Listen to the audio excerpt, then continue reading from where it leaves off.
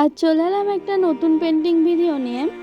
চলো দেখা যাক পেন্টিংটি কেমন হয়। যদি তোমাদের পেন্টিংটি ভালো লেগে থাকে তাহলে চ্যানেলটিকে সাবস্ক্রাইব করতে ভুলবেন না এবং লাইক, কমেন্ট অ্যান্ড শেয়ার করে দেবেন। কিছু কিছু জায়গা ভিডিওটাতে বাদ দেওয়া হয়েছে, নয়তো ভিডিওটা অনেক বড় হয়ে যেত। তো চলো ভিডিওটাকে লাস্ট পর্যন্ত দেখো এবং কেমন হয়েছে আমাকে একটু কমেন্ট করে জানিও।